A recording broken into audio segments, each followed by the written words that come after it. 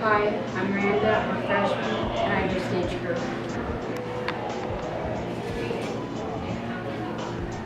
What's your favorite sound? I like the rain. Hi, I'm Miranda Stoner. I'm a freshman this year, and as you can see, we're in the dungeon where we put all of our props. This year, I helped with costumes, helped mirror with costumes, and I did set design for the play. And I thought it was really cool following in the seniors' footsteps. I'm Elizabeth Bryson. I'm a freshman, and I'm doing a song from the 7th.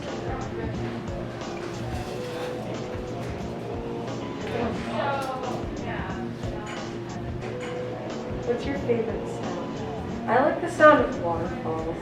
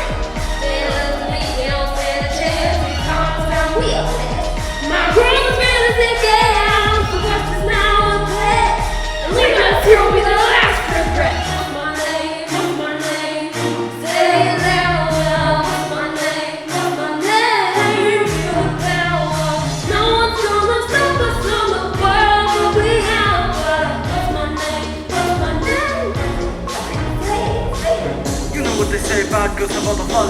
Never learn how to count cause I'm number one. Ready, here we come, we always get our way. It's a pirate's life, every single day. Hey, the captain, I'm the first mate. Enemies see sick, can't see straight. Cold fish bait, throw them on a hook. And we're still hot, they can burn if they look.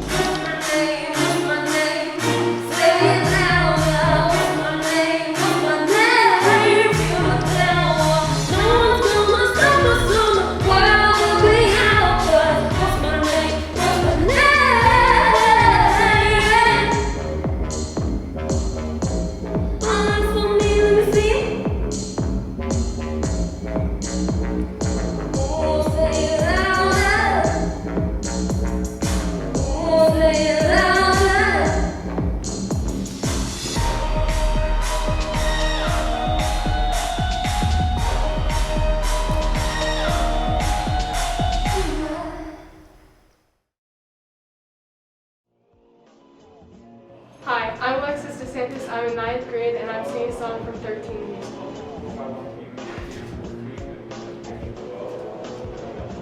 What's your biggest pet peeve? Probably just loud people. I don't like loud people.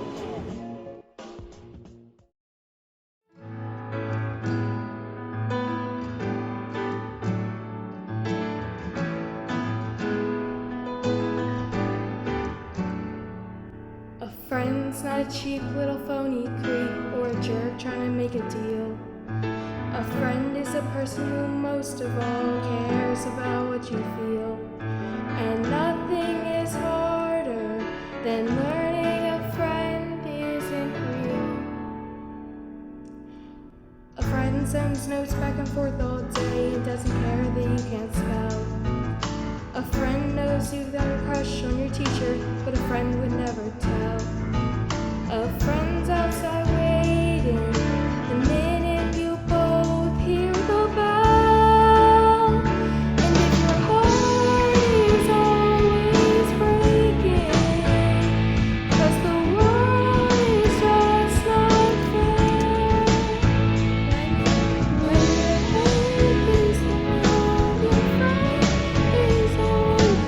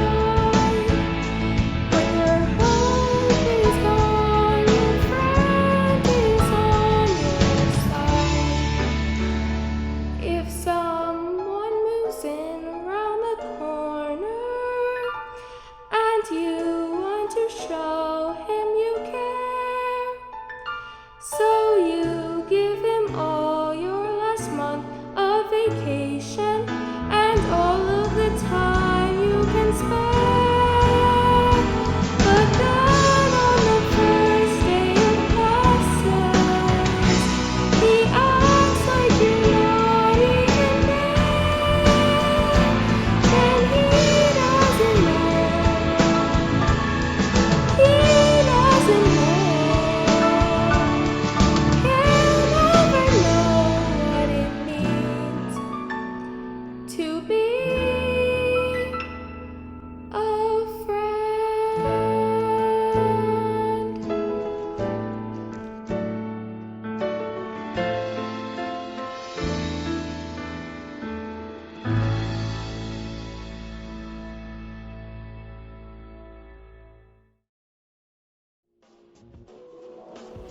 Hi, my name is Mary Green. I'm a freshman and I'm doing a monologue for Matilda.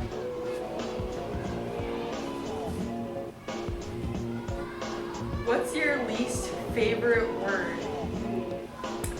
Probably chemistry. And so, they prepared themselves for the most dangerous feat that had ever been performed. The great escapologist had to escape the cage, lean out, catch his wife with one hand, grab the fire extinguisher with the other, and douse the flames on her specially designed dress within just 12 seconds before the flames reached the dynamite and blew his wife's head off. The trick started well.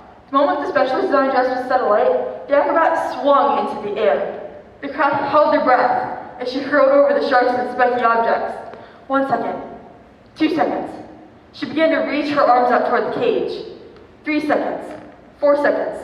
To watch as the flames crept up the cage. 5 seconds, 6 seconds, when suddenly the padlocks pinged open. 9 seconds, 10 seconds. The escapologist reached out one huge muscled arm to catch his wife and the child. 9 seconds, 10 seconds, 11 seconds, when suddenly the flames were covered in foam. And the flames were all doused before they could both be blown to pieces. Maybe it was the thought of losing their child. Maybe it was the nerves. But the escapologists used just a touch too much foam, and their hands became slippy, and she fell. She broke every bone in her body except for the ones at the ends of her little fingers. However, she managed to live long enough to have the child. Love our daughter, she said. Love her with all of your heart. She's all we ever wanted. And then she died. And then things got worse. I'm Bradyn Foresman. I'm a sophomore and I was a part of the Dead Poets Society scene.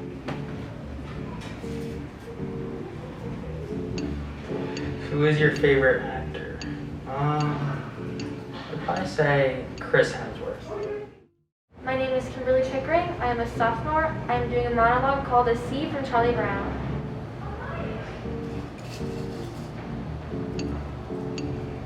What's your favorite junk food? My favorite junk food is ice cream. A C. A C. I got a C in my coat hanger sculpture? How does anyone get a C in coat hanger sculpture? May I ask a question? Was I judged on the piece of sculpture itself? If so, is it not true that time alone can judge a work of art?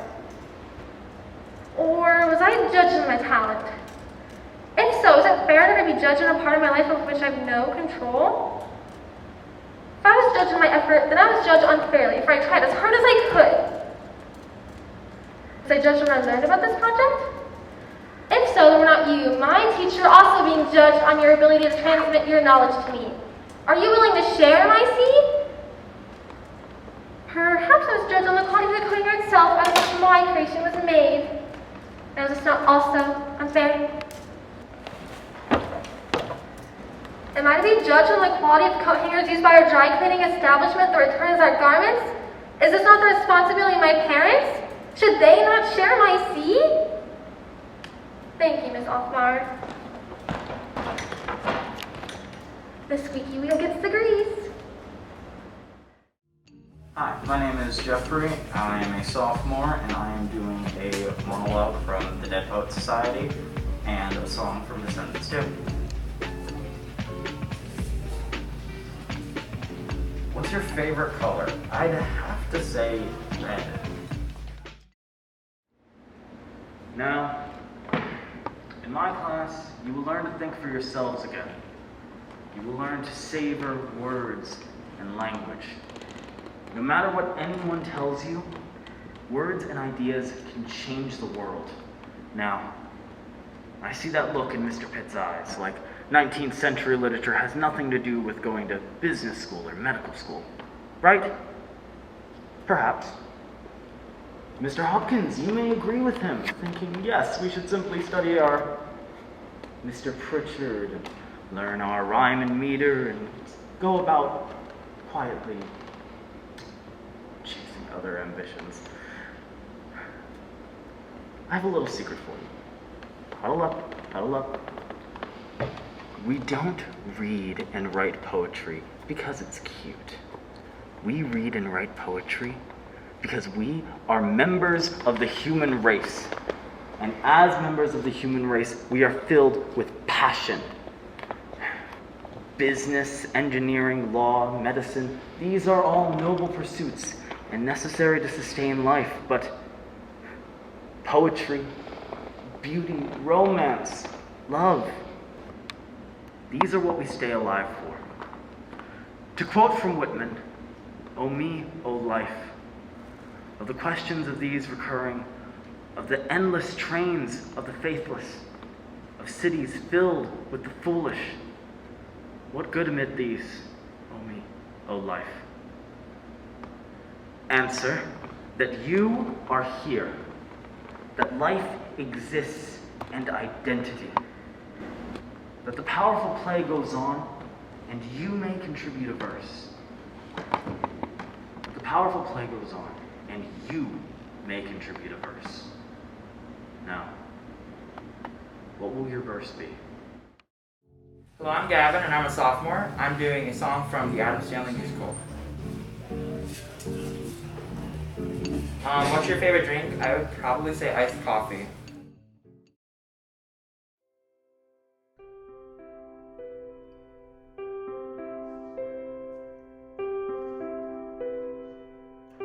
When the daylight ends and the moon ascends, I would rather be just the moon and me. When I feel her pull and my heart is full and the night is softly, sweetly calling, faster look and see. La la la la la la la la la la la la. It's a dream that's coming true when the moon says I love you.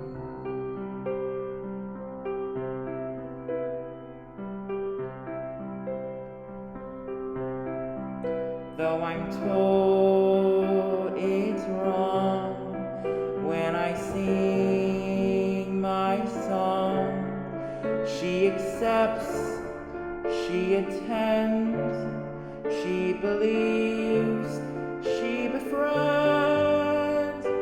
La la la la la la la la la la la. It's a dream that's coming true when the moon says I love you. How it can feel when love is real. La la la la la la la. It's a dream that's coming true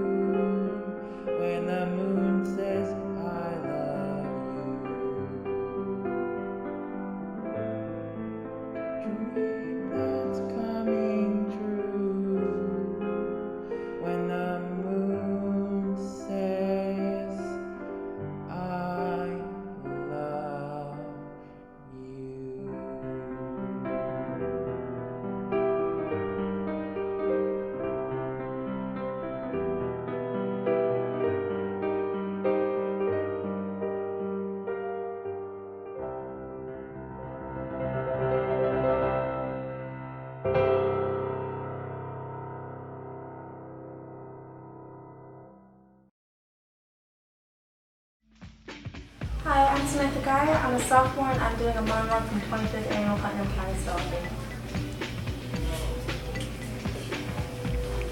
What is your favorite ice cream flavor? I'll have to say deep dark chocolate. Yeah, well, does it say that I only sleep 3 hours a night? That I hide in the bathroom cabinet and I'm not allowed to cry? Well, it should. And it should say that I speak 6 languages. Every language easy. Easy as a recipe for making jello. I speak 6 languages and I can say hello in at least 7 more. It does say I'm an athlete. To excel in athletics is not difficult if one has the temperament. Apparently, I have the temperament. Yes, I score some goals, so unfazed am I, as my life unscrolls. Unamazed am I. I don't like to brag, and I won't, because I don't have to.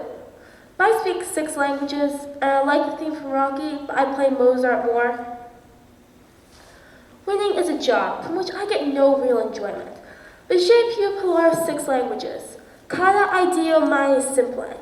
Haro oyo no reshipe ye sashides. Yagavaru shetz yatsakim. Vani yodat shalom.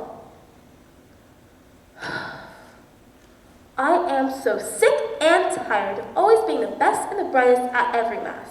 6 lousy languages! And for my height, I'm the lightest of the girls in my class.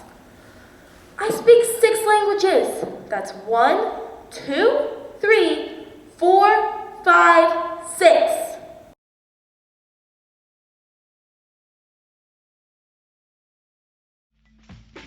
I'm Madeline Bender, I'm a sophomore, and I'm doing a monologue from Raisin in the Sun and a group scene from Little Women.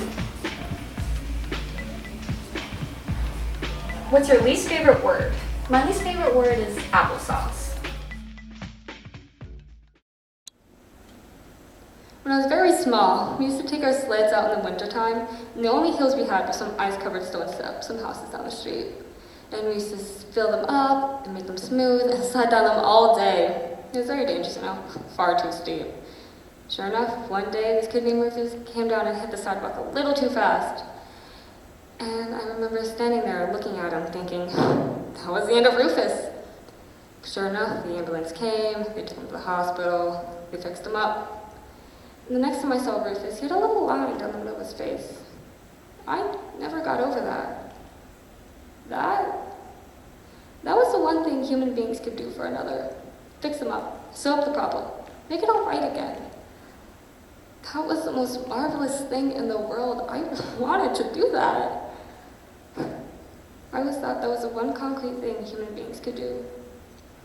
Fix them up. This was truly being God.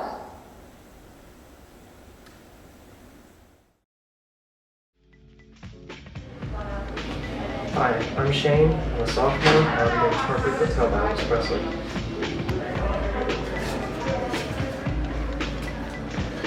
Who's your favorite band? My favorite band is Led Zeppelin.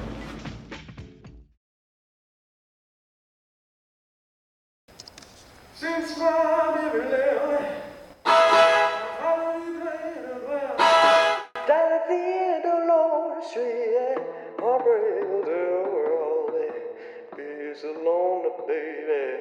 Be so lonely. I'll be so lonely I can die. Oh, it's always crowded. You still can find some room for a broken-hearted lover. Crawling through the be so lonely, baby. Be lonely. Be so lonely I can die. Oh, don't tears keep flowing. The dance clerks dressed in black and white. Been so long and long, strealing over the mountain. Be so lonely, baby. Be lonely. Be so lonely you can die. If your baby leaves, gotta tell. Or take a walk down on the street to a hotel music. Be so lonely, baby. Be lonely. You'll be so lonely you can die.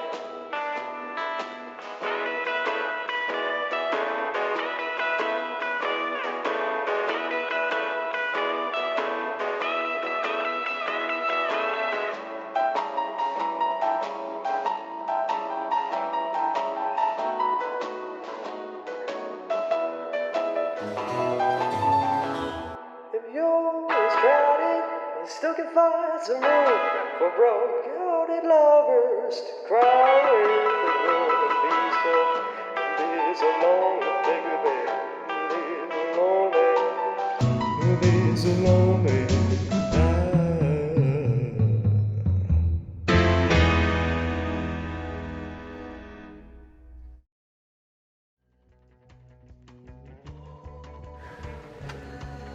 Hi, I'm Gabe McNear. I'm a sophomore. I am lead editor on this project, and of course the one time there's a mistake with the filming, it happens on my part. So I'm doing a monologue from To Kill a Mockingbird and a group scene from Dead Poets Society. Here's my question. What's your favorite 80s song? My favorite 80s song is Bela Lugosi's Dead by Bauhaus. To begin with, this case should never come to trial. This case is as simple as what we want. The state of Alabama has not produced one iota of medical evidence to the effect that the crime Tom Robinson is charged with ever took place. Instead, relied solely upon the testimony of two witnesses whose evidence is not only called a serious question on cross-examination, but has been flatly contradicted by the defendant.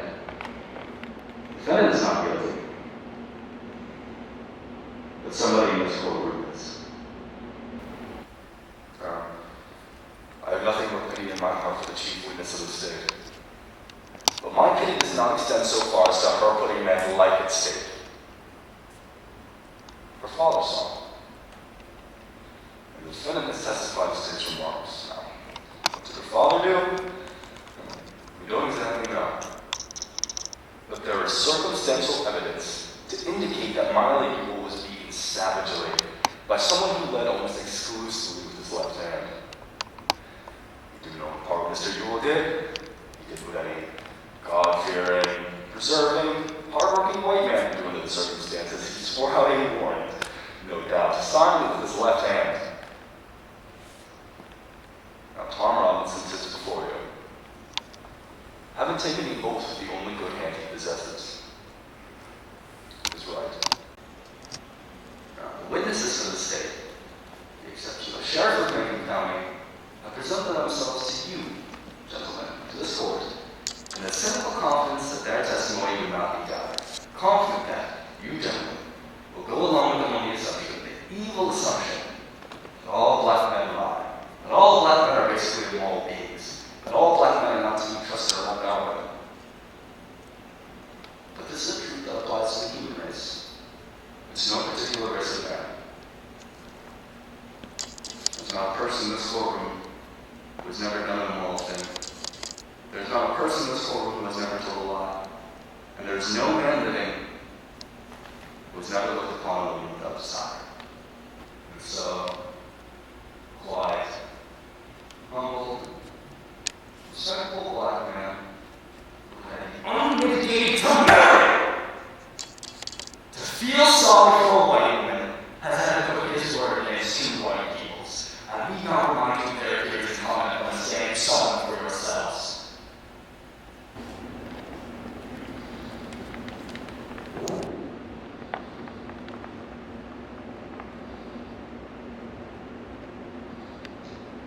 One more thing now, before I quit.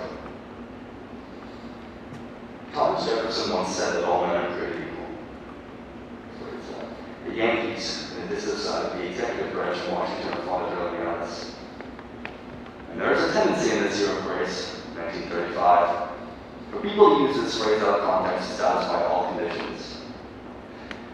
We know that not all men are created equal, for instance, some habits believe. Some people are smarter than others. Some people have more opportunity than others because they're born with it. Some men make more money than others. Some women make better cakes than others. Some people are born beyond the normal scope of most men. There's one way in this country in which all men are created equal. There's one human institution that makes the pauper an equal of a Rockefeller, the stupid man the equal of an Einstein, and the most ignorant man the equal of any college president. That institution, gentlemen, that institution is a court. It can be the Supreme Court of the United States, or the humblest JP court in the land, or this honorable court in which you serve. Our courts have their faults, as do any human institution. But in our courts, all men are created equal. I'm confident that you gentlemen will do without the passion given to you heard. Come to a decision and restore the defendant to his family. In the name of God, do your duty. In the name of God, gentlemen, believe. Believe Tom Robinson.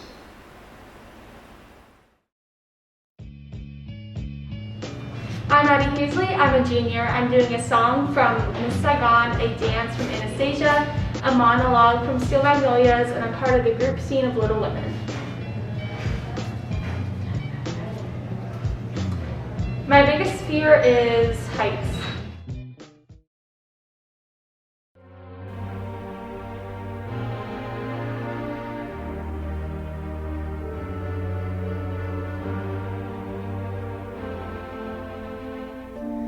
You who I cradled in my arms, you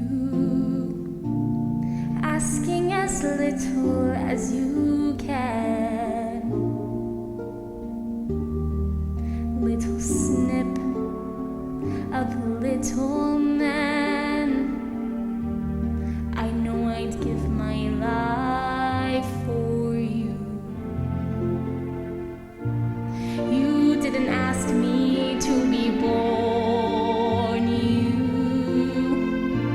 Why should you learn of war or pain? To make sure you're not hurt again.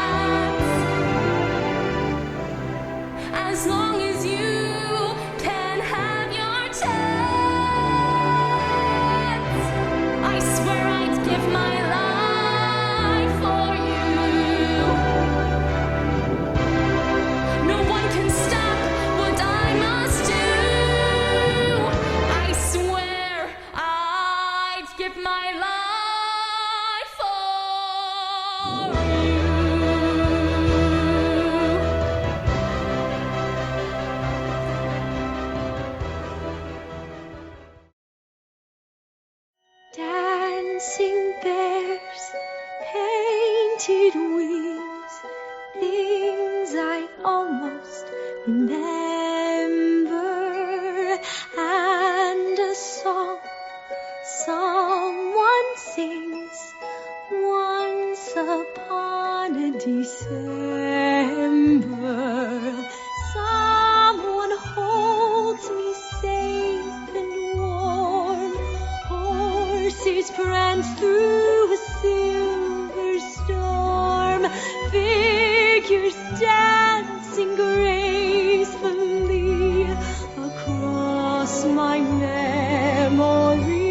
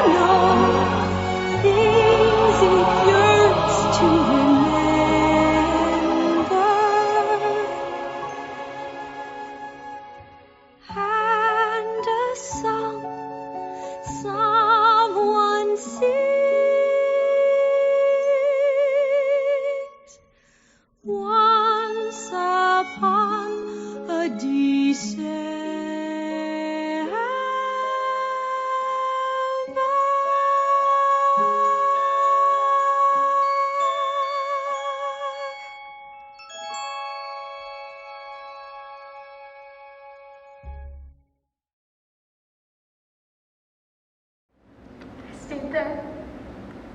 Kept on pushing just like I always have where Shelby was concerned. Hoping that she'd sit up and argue with me. But finally, we all realized that there was no hope. At that point, I panicked. I was afraid I wouldn't survive the next few minutes while they turned off the machines. John couldn't take it, he left. Jackson couldn't take it, he left. It struck me as amusing. Men are supposed to be made out of steel or something. But I couldn't leave. I just stayed there, holding Shelby's hands while the beeps got further and quieter, until there was no noise, no tremble, just peace. I realized as a woman how lucky I was. I was there when this beautiful creature drifted into this world, and I was there. I'm fine. I'm fine. I'm fine! I could drove all the way to Texas and back, but my daughter came. She never got. I'm so mad I don't know what to do. I want to know why. I want to know why Shelby's life is over. I want to know how that baby will ever know how wonderful this will be. Will he ever know what she went through for him? I wish I could understand. No, it's not supposed to happen this way. I'm supposed to go first. I've always been ready to go first. I don't think I can take this. I don't think I can take this.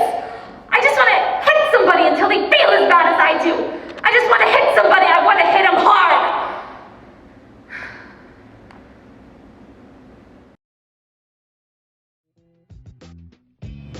I'm Natalie St.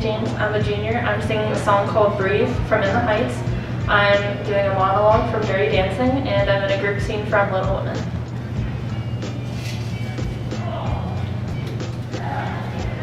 Who's your favorite actor? My favorite actor is Channing Tatum.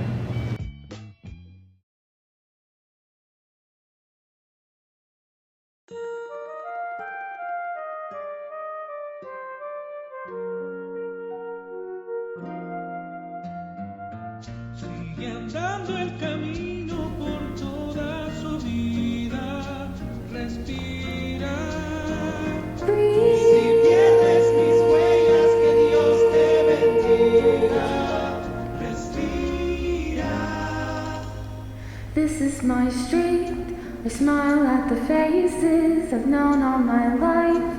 They regard me with pride, and everyone's sweet. They say you're going places. So how can I say that while I was away, I had so much to hide? Hey guys, it's me, the biggest disappointment, you know. The kid couldn't hack it. She's back and she's walking real slow. Welcome home, just breathe.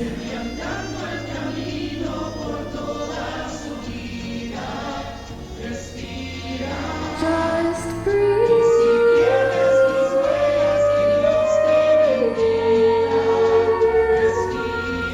As the radio plays the forgotten boleros, I think of the days when the city was mine.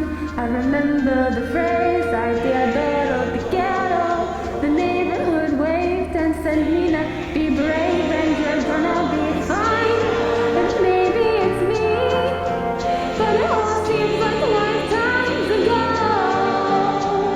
So what do I say to these faces that I used to know? Hey, I'm home. Hey,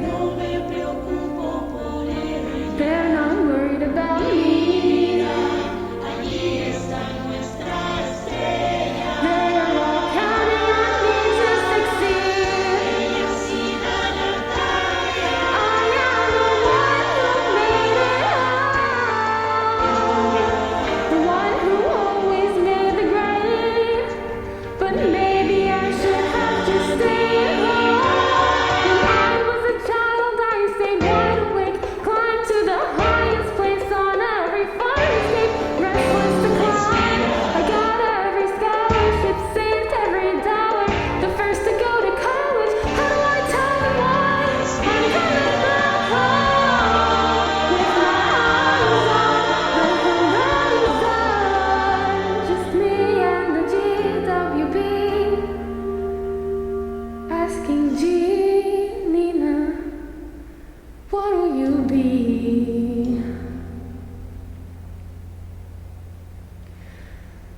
Straight in the spine, smile for the neighbors.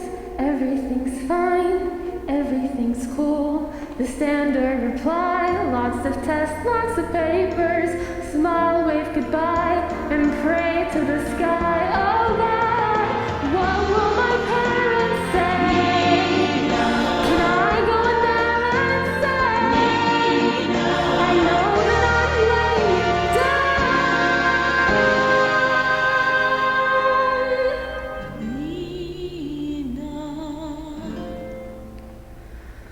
Just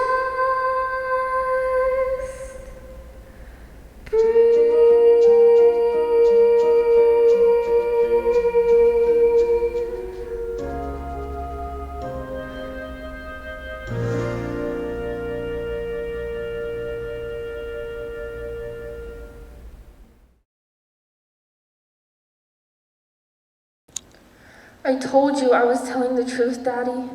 I'm sorry I lied to you, but you lied too. You told me everyone was alike and deserved a fair break. But you meant everyone who was like you. You told me you wanted me to change the world, make it better. But you meant by becoming a lawyer or an economist and marrying someone from Harvard? I'm not proud of myself. But I'm in this family too, and you can't keep giving me the silent treatment. There are a lot of things about me that aren't what you thought. But if you love me, then you have to love all the things about me. And I love you, and I'm sorry I let you down. I'm so sorry, Daddy, but you let me down too. Hi, I'm Kelly Schmidt, and I'm junior, and I'm doing a monologue from Legally Blonde.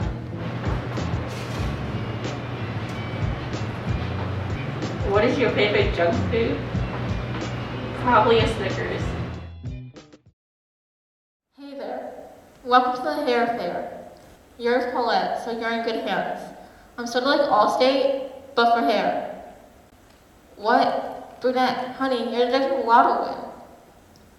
Alright, something else is going here. Back up. Whoa, whoa, whoa. Do you know the number one reason behind all bad hair decisions? Love. I can help. I've been there before. When I just need to relax, I put on the CD I bought from the store. There, isn't that relaxing? It's called Celtic Moods. Now let me tell you my story. I dreamed of marrying an Irish man in a bar once. I met this guy Dewey. He told me he was from Ireland. He bought me 14 beers, so I lived with him for 10 years. I wanted to get married to him, but he kept postponing. Still, I followed him around in the fog until he left. He took my savings and he took my dog Rufus. Now all that's left is this word Enya song I'm listening to. My name is Ava Peluso. I am a junior and I'm doing the monologue I'm Ready for My Close-Up, Mr. DeMille from Sunset Boulevard. I'm also in the group singing Little Women.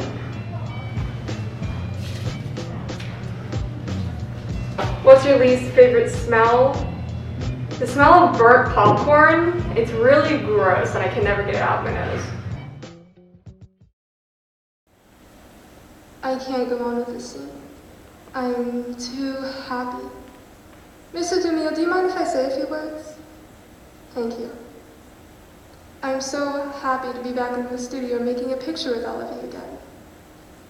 And I promise, I'll never desert you. Because after Salome, we'll make another picture, and another picture. You see, this is my life. Just us, the cameras, and those wonderful people out there in the dark.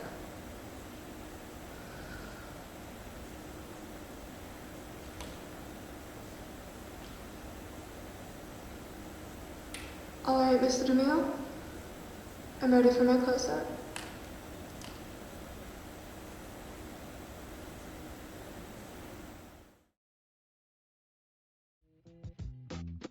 Hi, I'm Colton Hessler. I'm a junior. I'm going to be doing a monologue from Lord of the Rings, and I'm also in a group scene from Dead Poets Society.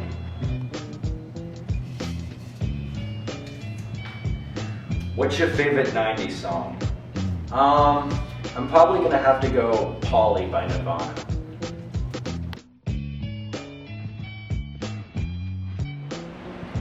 I know. It's all wrong. By rights, we shouldn't even be here. But we are. It's like the great stories, Mr. Frodo. The ones that truly mattered. Full of darkness and danger they were. Sometimes you didn't even want to know the end. Because how could the end be happy? How could the world go back to the way it was when so much bad has happened? But in the end, it's only this passing thing. This shadow. Even darkness must pass. A new day will come, and when the sun shines out, it will shine out the clear. Those were the stories that stayed with you, Mr. Frodo. Even if you were too small to understand why. But I think, Mr. Frodo. No, I do understand. I know now. Folks in those stories had lots of chances of turning back, only they didn't. Because they were holding on to something. That there is good in the world, Mr. Frodo. And that it is worth fighting for. I'm Bradyn Foresman, I'm a junior, and I'm doing a monologue from Rebel Without a Cause, a song from Dracula, and a scene from Dead Poets Society.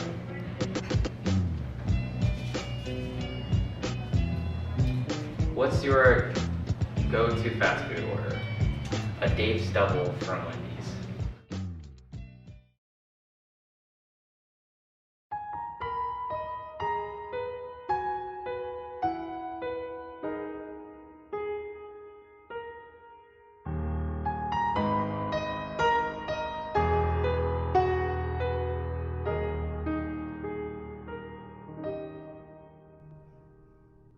I've seen so many sunsets in my life. I should know everything there is worth knowing. But since I saw your face, I don't know where I am. There's no map that can show me where I'm going.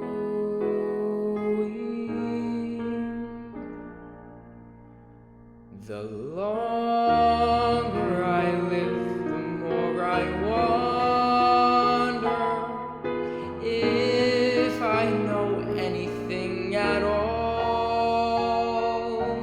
If I've ever been in love, I can't recall. The longer I live, the less I'm certain that I have all the answers right. I'd give up my yesterdays for one more night. It's hard to make each moment count when you're alone. Maybe that's all I need to know.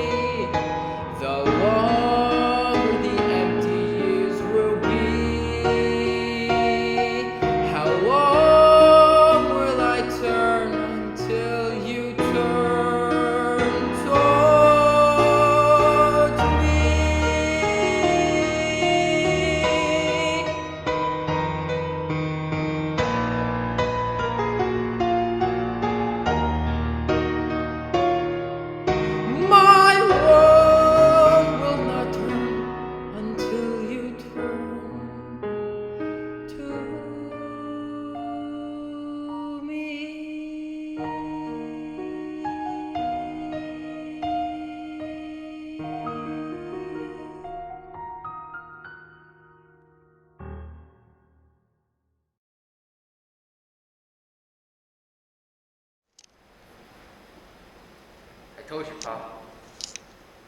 It's a question of honor. Those boys, Pop, they call me Chicken. You know, they call me Chicken. I had to go, I would have never been able to show my damn face in front of those kids again. So me and my friend Buzz, we got in our two cars and we had to drive real fast. And we lost control and we had to jump before the cars went over the edge, but Pa, he didn't get out of it. Pa, Buzz is dead. Damn it, Pa! I've never done nothing right. I've never done nothing right. I've been walking around for years, Pa, for years, with my damn head in a sling. I can't go around acting like I'm this big tough guy anymore, because I'm not. I can't keep this in any longer. I just can't, Pa, it's killing me inside. Are you even listening to me? I'm involved, you're involved, we're all involved. Listen, Mom. I killed a boy tonight. I killed a boy tonight, Mom. Mom, that could have been me. That could have very well have been me. Imagine if you were Buzz's mom right now. She's sitting in her living room, just like you guys are, waiting for her boy to come home. But guess what, Mom? Her boy ain't coming home. Her boy's dead, and that's because of me. Listen, I killed a boy tonight, Mom. I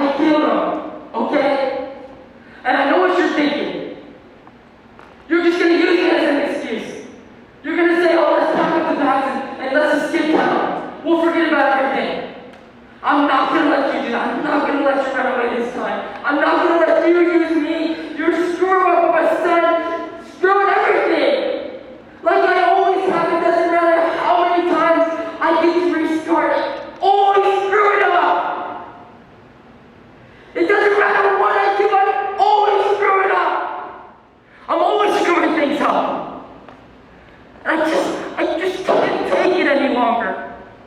I'm not gonna let you use me as an excuse. I'm not gonna let you blame it on the neighbors. I'm not gonna let you use some other stupid phony excuse you make up. I'm gonna do the right thing. I need to do the right thing.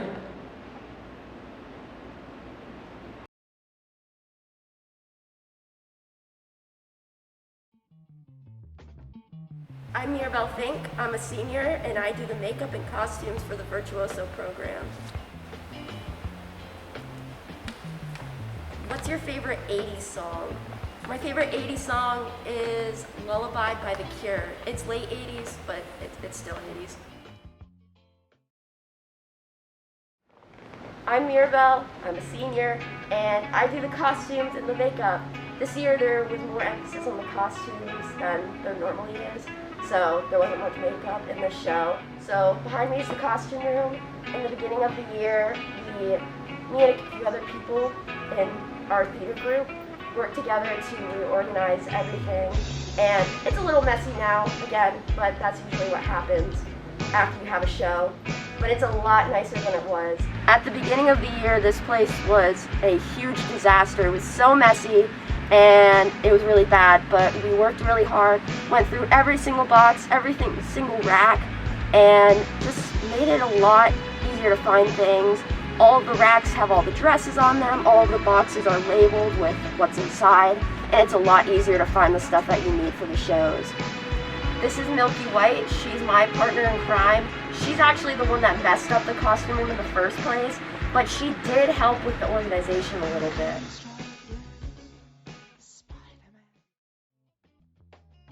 My name is Lauren Major. I'm a senior. My song is Thank You for the Music from Mamma Mia, and my monologue is from The Little Princess. What's your favorite type of cookie? Chocolate oatmeal.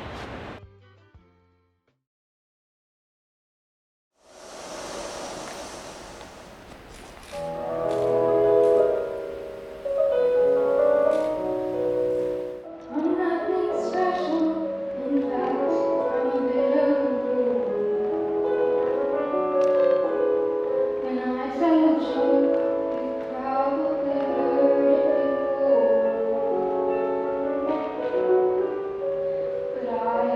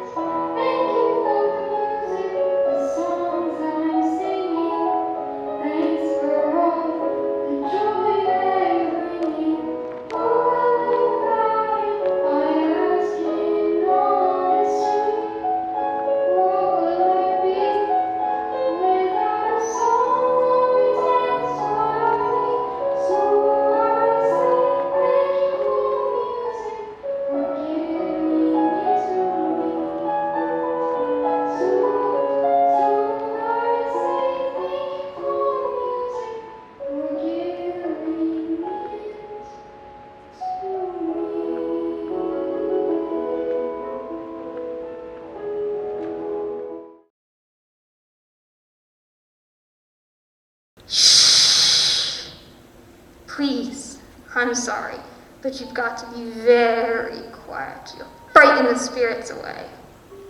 Now come, let's everyone hold hands.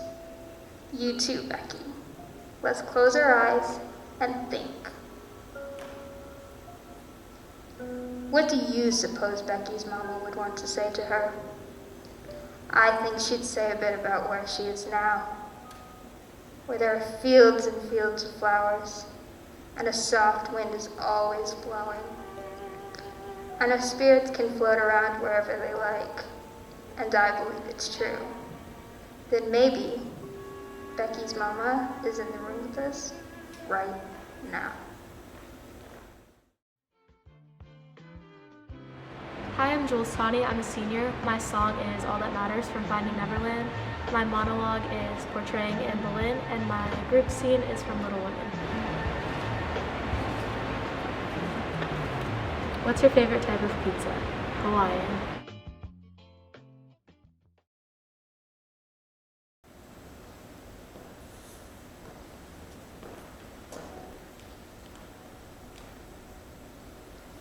Good Christian people, I have come here to die according to law, and thus yield myself to the will of the King, my Lord. And if in my life I ever did offend the King's grace, then surely with my death I do now atone. I pray and beseech you all to pray for the life of the King, my sovereign Lord, and yours, who is one of the best princes on the face of the earth, who has always treated me so well. Wherefore I submit to death with a good will, humbly asking pardon of all the world. If anyone should take up my case, I ask them only to judge it kindly. Thus, I take my leave of the world, and of you, and heartily desire you all pray for me.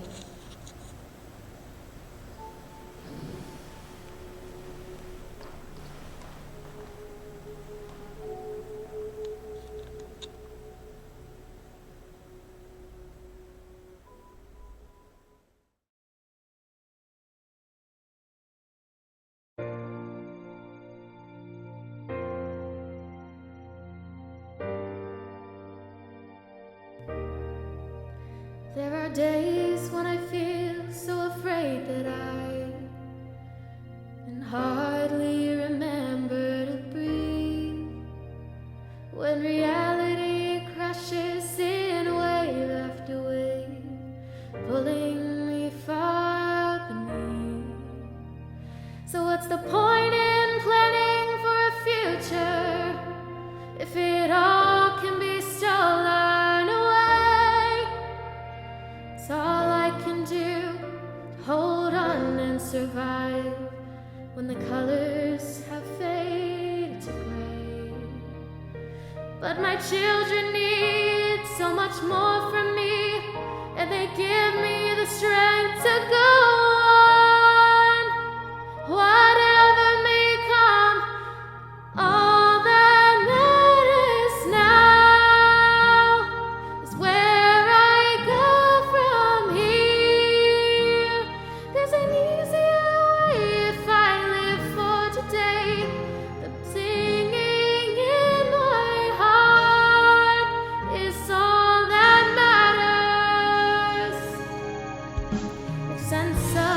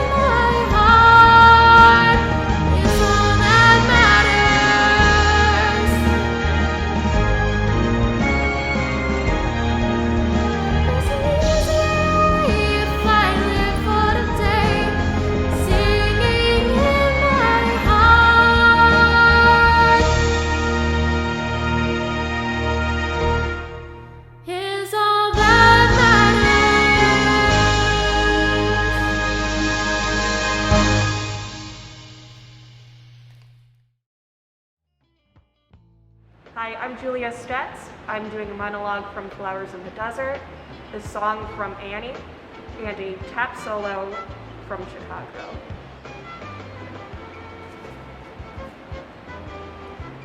What's your favorite movie?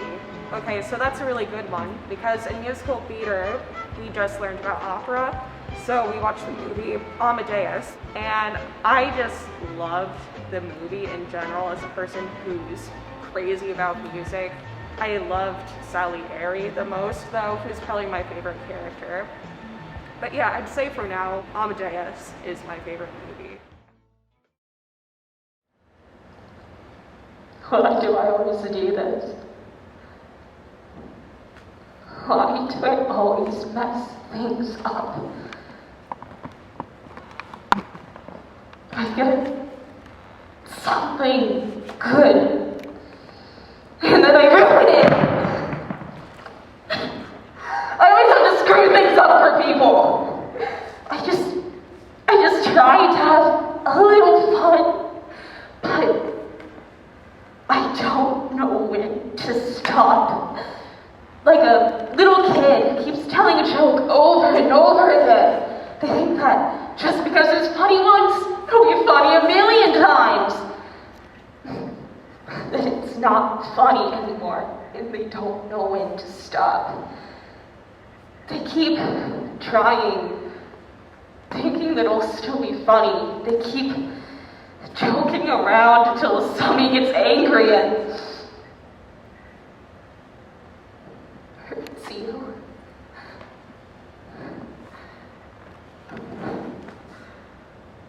I'm always playing my little game. I can't stop. I can't stop. I always end up hurting people. My daddy left because of me. He did. I found the letter that he wrote to Mama. He said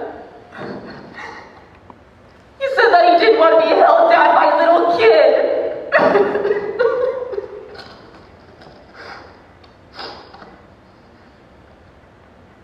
Mama said it's for the best. But then I ran Mama off too. She had better things to do than to sit around playing my little games.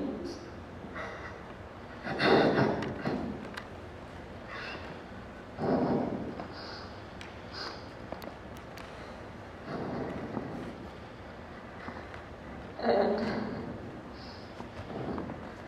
I'm still playing my little games.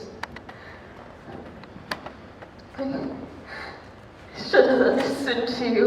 You got a good head. You stopped playing games when you were 2 or 3, I bet.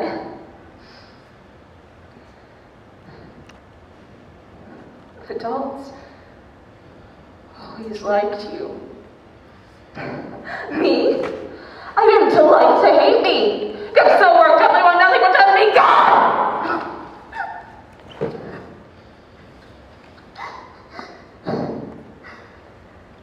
You gotta admit, I'm doing well.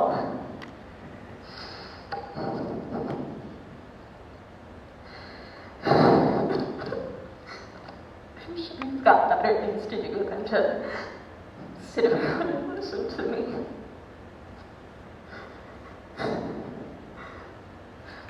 You want to be alone, okay? Please, go, just like everybody else.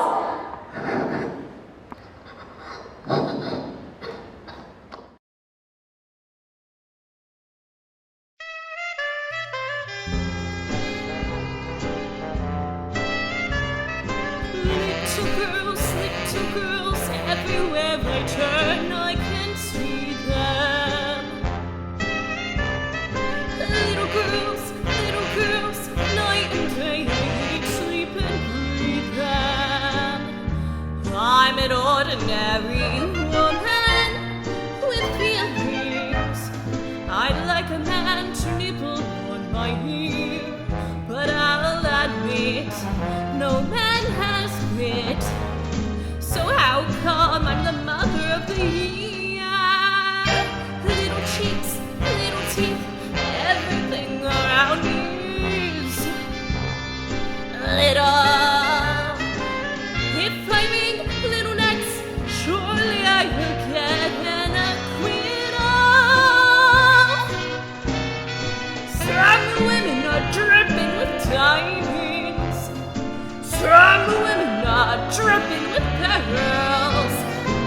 Lucky me, look at what I'm dripping with, little girls.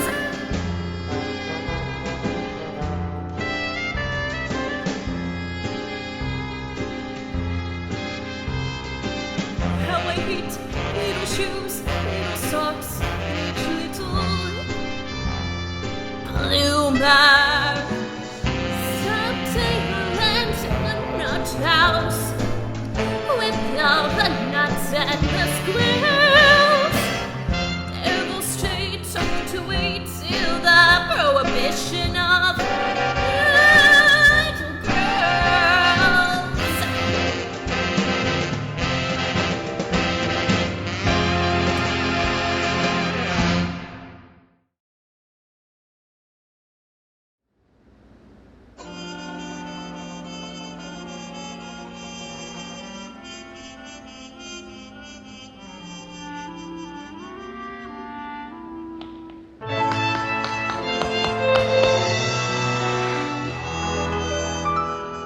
If someone stood up in a crowd and raised his voice up way out loud and waved his arm and shook his leg, you'd notice him.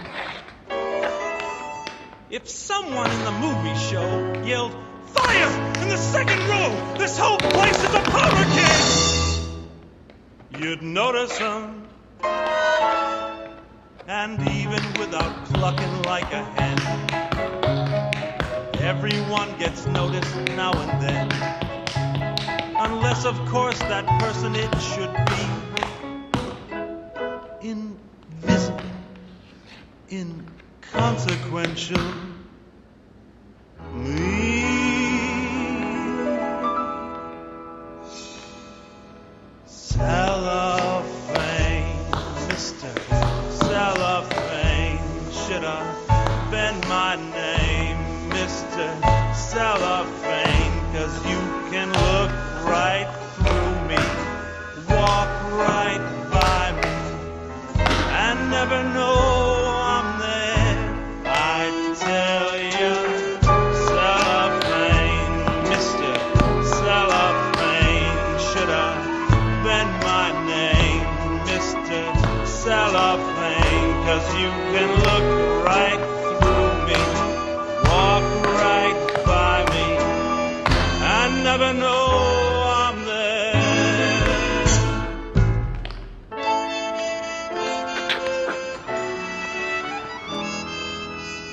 Suppose you was a little cat residing in a person's flat who fed you fish and scratched your ears.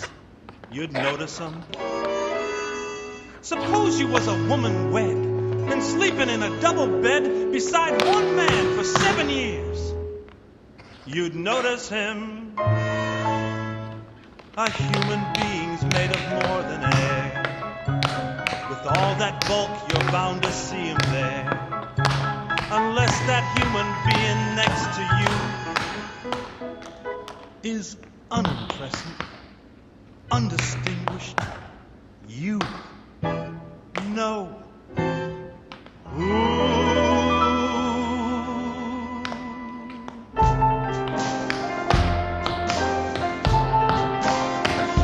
Should I bend my name, Mr. Cellophane, 'cause you can look right through me, walk right by me, and never know I'm there. I tell ya, Cellophane.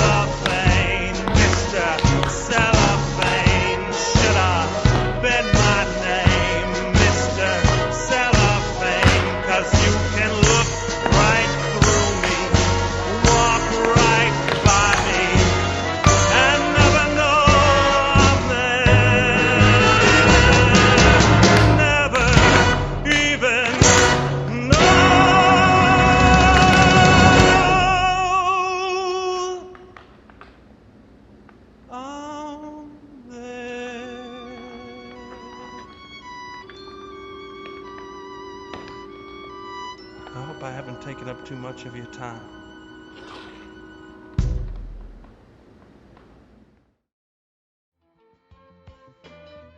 Hi, I'm Mackenzie Heasley. I'm a senior.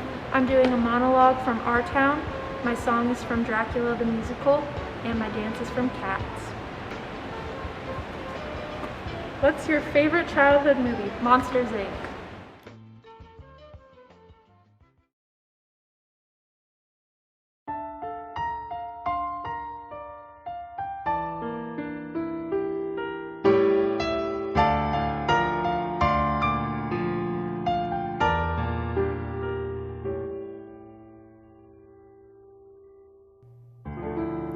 There's only so much that a heart can take before it starts to break. Please don't make me love you. Please don't make me need you. I've no room in my life for something like this. Please don't take my mornings. Please don't steal my summers. I know they will vanish the moment we kiss. I grow weak when we talk. I'm confused when we touch. I should just walk away, but that's asking too much. Please don't make me do this. Please don't make me want this. All my dreams were taken until I met you. You're the one I think of soon as I awaken. Funny how the heart tells the mind what to do. I'm not sure I could go through all the joy and the pain. Much better now to let these dreams take flight. Please don't make me love you. Please don't make me need you. Simplify my life just by setting me free. Promise me you'll do this. Only you can do this. Please don't make me love you unless you love me.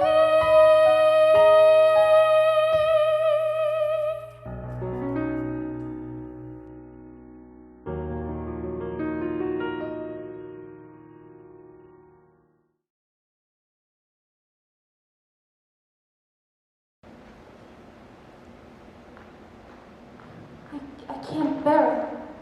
You're so young, beautiful. Why did they ever have to get old? Mama, I'm here. I'm grown up. I love you all. Everything. I just can't seem to look at everything hard enough. Oh, Mama, just look at me 1 second as though you really saw me. Mama, I'm dead. 14 years have gone by. You're a grandmother, Mama. Don't you remember? I married George Gibbs, Mama. Wally's dead, too. He died on a camping trip to North Conway. His appendix burst. We just felt terrible about it. Don't you remember? But now, for just a moment, we're all together, and we're happy. Let's look at one another. No, I can't go on. It goes so fast. You don't have time to look at one. All that was going on in life, and we never realized. Take me back up to the hill to my grave.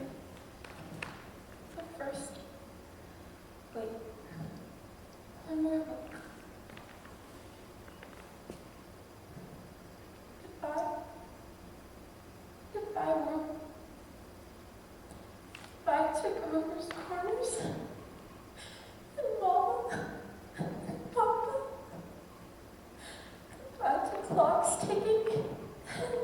sunflowers, and food, and coffee, and wire dresses, and hot baths, and sleeping, and waking up. Oh, Earth, you're too wonderful for anybody to ever realize you. Do any human beings ever realize life while they live it? Every minute.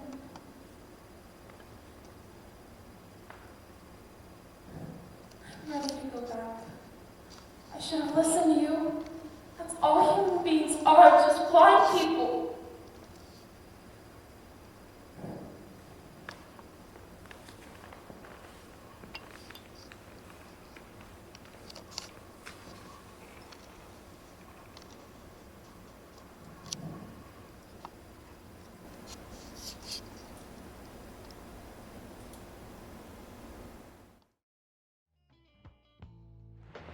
I'm like, to be able to see the camera in focus, I literally have to be like this. Hi, I'm Carson Bloom. I'm a senior, and I'm going to be doing a monologue from Hamilton. What's your go-to fast food order?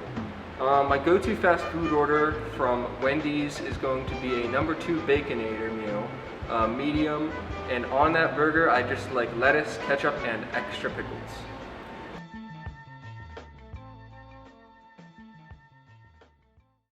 I imagine death so much it feels more like a memory. Is this where it gets me? On my feet, several feet ahead of me? I see it coming. Do I run or fire my gun or let it be? There's no beat, no melody. Or my first friend, my enemy, may be the last face I ever see. If I throw away my shot, is this how you'll remember me? What if this bullet is my legacy? Legacy. What is a legacy? It's planting seeds in a garden you'll never get to see. I wrote some notes at the beginning of a page someone will sing for me. America, you great unfinished symphony you sent for me. You let me make a difference. A place where even orphan immigrants can leave their fingerprints and rise up. I'm running out of time. I'm running and my time's up. Wise up. Eyes. Eyes up. Catch a glimpse of the other side. Lawrence leads a soldier's chorus on the other side. My son is on the other side. He's with my mother on the other side. And Washington is watching from the other side. Teach me how to say goodbye. Rise up. Rise up. Rise up. Eliza, my love, take your time. I'll see you on the other side. Raise a glass to freedom.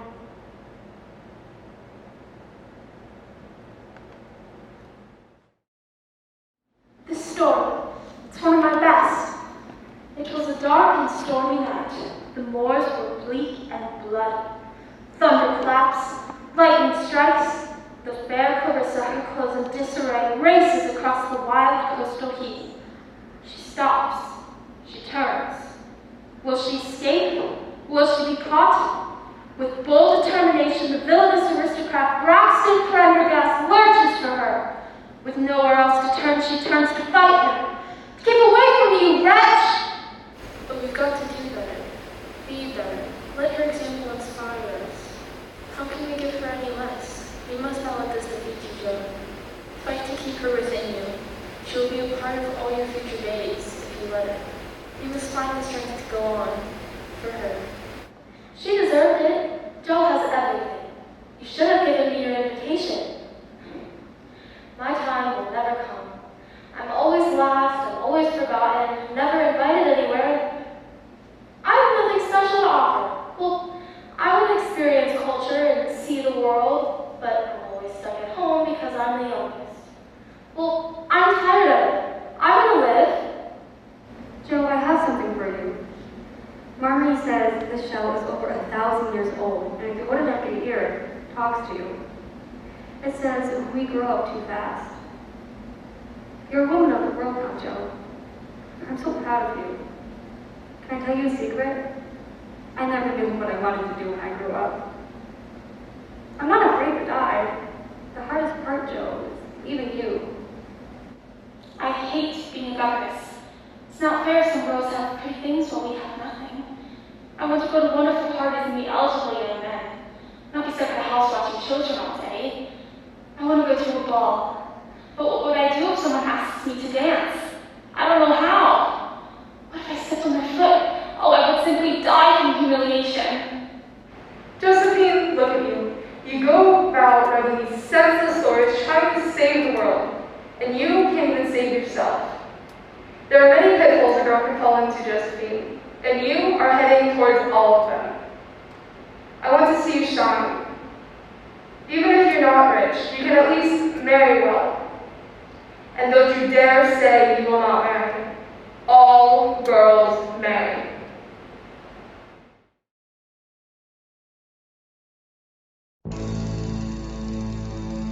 The greatest magicians have something to learn from Mr. Mistopheles' conjuring turn.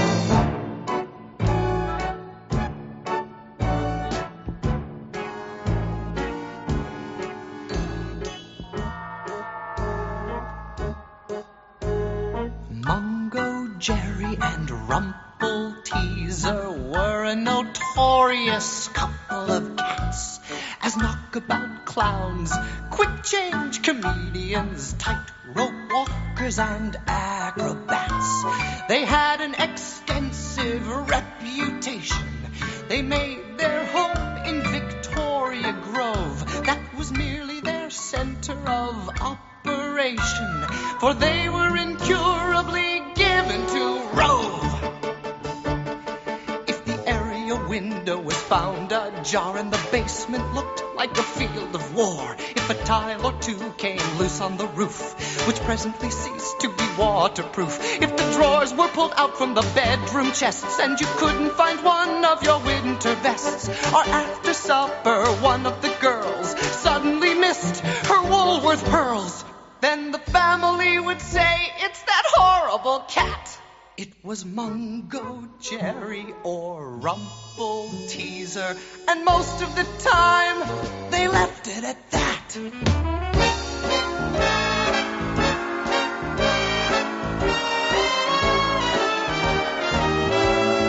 Mungo, Jerry, and Rumple Teaser had an unusual gift of the gab. They were highly efficient cat burglars as well, and remarkably smart at a smash and grab. They made their home in Victoria Grove.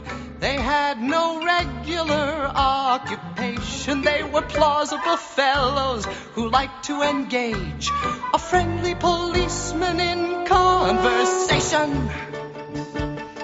When the family assembled for Sunday dinner, their minds made up that they wouldn't get thinner on Argentine joint, potatoes and greens. Then the cook would appear from behind the scenes and say in a voice that was broken with sorrow, "I'm afraid you must wait and have dinner tomorrow. The joint has gone from the oven like that." Then the family would say, "It's that horrible cat." It was Mungo, Jerry, or Rumple Teaser, and most of the time, they left it at that. Mungo, Jerry, and Rumple Teaser had a wonderful way of working together, and some of the time you would say it was luck, and some of the time you would say it was weather. They'd go through the house like a hurricane, and no sober person could take his oath. Was it Mungo, Jerry, or Rumple Teaser? Or could you have sworn that it mightn't be both? And when you heard a dining room smash, or up from the pantry there came a loud crash, or down from the library came a loud ping from a vase which was commonly said to be Ming, then the family would say, "Now which was which cat?" It was Mungo Jerry and Rumple Teaser, and there's nothing at all to be done about that.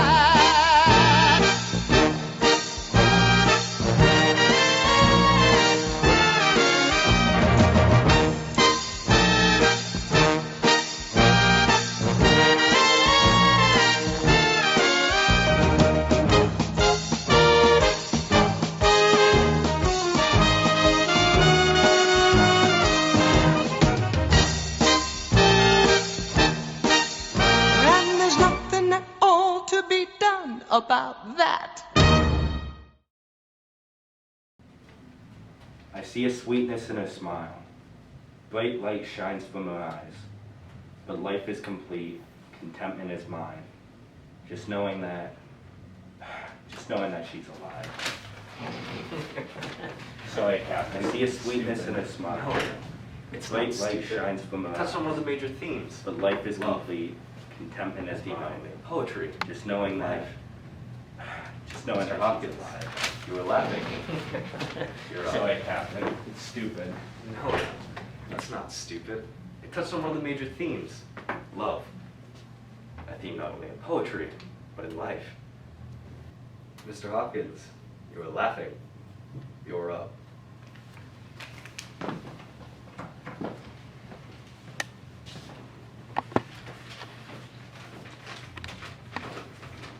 The cat sat on the mat. Congratulations, Mr. Hopkins. Yours is the first to ever have a negative score on the Pritchard scale. We're not laughing at you, we're laughing near you. I don't mind that your poem had a simple theme. Sometimes the most beautiful things in life have a simple theme, like a cat, or a flower, or rain. Just don't let your poems be ordinary. Who's up? Mr. Anderson, I see you sitting there in agony. Come on, step up. Let's put you out of your misery. Then do your stupid poem. Mr. Anderson thinks that everything inside of him is worthless and embarrassing. Isn't that right, Tom? Isn't that your worst fear? I think you're wrong. I think you have something inside of you that is worth a great deal.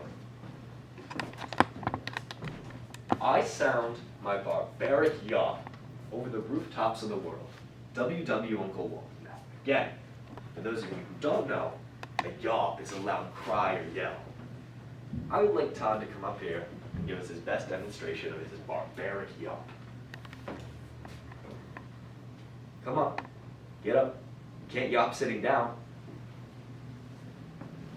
You want me to do a yawp? Yeah. You gotta get in yawping stance. Come on.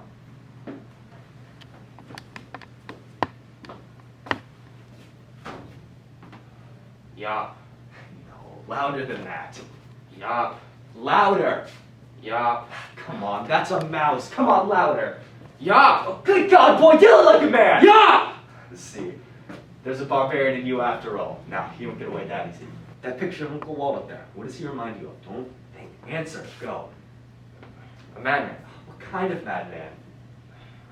A crazy madman? Oh, you can do better than that. Free up your imagination. Say the first thing that comes to your mind, even if it's total gibberish. A sweaty tooth madman. Good God, boy, there's a poet in you after all. Close your eyes. Close them. Now tell me what you see.